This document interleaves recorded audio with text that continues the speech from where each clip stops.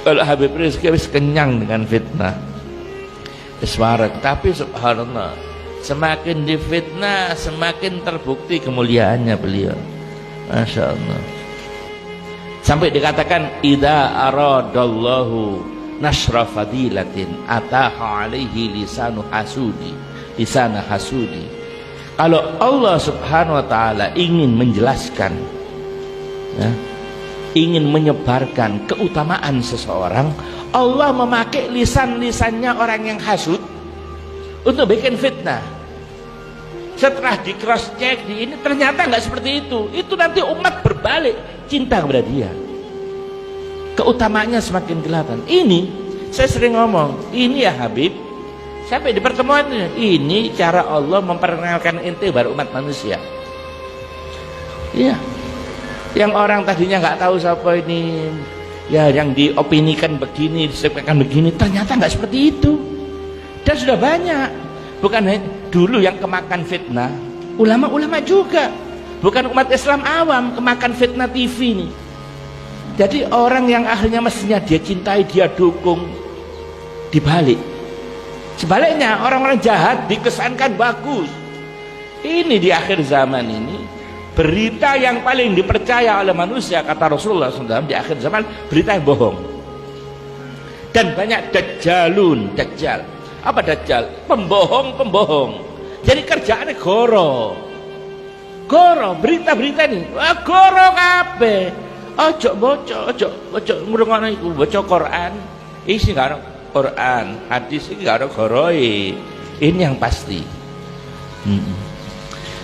Saya ngomong itu semua mekanisme untuk memperkenalkan antum pada umat manusia. Anak Habib Rizik didakwah, oh alhamdulillah, jurati hati kecil ya. Secara zahir kita nggak suka, kita tetap harus membela ini. Di hati kecil, alhamdulillah, tambah ruang Habib Rizik, tambah tahu nanti siapa beliaunya. Dan kalau dikasih pertanyaan di kepolisian, waduh, dikasih pertanyaan, ente nih Habib sampai teguran, semakin suka pertanyaannya, semakin metu ilmu nih, tahu. Iya, kayak kan kalau bikin acara-acara kan tak bikin apa itu, bukan tablis saja. Ana bikin dialog interaktif. Nah, orang-orang yang tanya, kasih ono pertanyaan yang sukar. Kasih ono pertanyaan yang sukar. Subhanallah, ono aja jawabannya. Bin Syahab ini, Bin Syahab ini ugolak, masya Allah.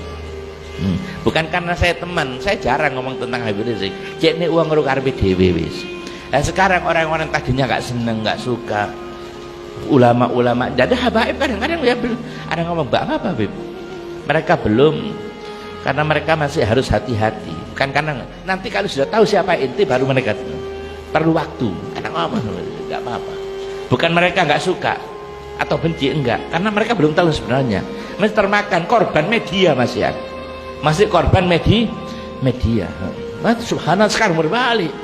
Bukan hanya awamnya. Oh awamnya wis mari 7 juta jempe. Sopo wong bisa punya daya tarik bisa mengumpulkan manusia 7 rekor dunia, 7 juta lebih yang hadir dari negara-negara, bukan dari Indonesia, dari luar negeri hadir untuk hadir. 2012 itu luar biasa, nggak pernah terjadi sepanjang sejarah kan. Itu revolusi yang ada di Mesir itu nggak sampai segitu orang kumpul. Hanya saja Habib Rizik ini nggak mau pakai kekerasan. Saya yang tahu, saya kumpul, nggak mau pakai kekerasan, nggak mau. Kalau umpama terjadi revolusi damai nggak apa-apa. Seperti Soeharto mau mundur dewe, tahu diri ya, nggak apa-apa, tanpa harus tembak-tembakan podo-podo wong Islami. Wa ilah suara-suara di atas saya dengar sendiri. Ini tidak ada cara lain kecuali ini harus perang ini, gital. Yang tidak, konsep gital perang belum bisa diterapkan pada kita. Di situasi ini konsep perang belum bisa diterapkan. Yang ada cuma hisbah, amar ma'ruf nahi mungkar. Walaupun ini hisbah tingkat tinggi, karena yang kita hadapi bukan hanya kemaksiatan, kemungkaran, tapi kedzaliman. Karena kalau perang bunuh membunuh ini musuhnya nggak jelas. Kadang di antara orang-orang Islam juga yang masih termakan fitnah. Gak ada, gak nemu orang ngasih pemikiran seperti begini. Wa illa tokoh-tokoh kita anak tahu ini harus kita harus perang sudah. Jangan, bahaya, karena membunuh sesama orang Islam itu tinggi risikonya, nggak bisa, nggak oleh. Kita kata Hebrew hanya boleh antara orang Islam dan orang kafir yang memusuhi orang Islam. Kalau belum jelas tidak boleh kita melakukan hisbah, amar ma'ruf nahi mungkar. Walaupun amar ma'ruf nahi mungkar, hisbah itu amar ma'ruf mungkar, hisbah tingkat tinggi, karena yang kita hadapi bukan hanya kemaksiatan kemungkaran, juga kezaliman. Begitu luar biasa. Jadi ini semua untuk mengangkat keutamaan orang, itu mekanismenya Allah Subhanahu wa taala seperti itu.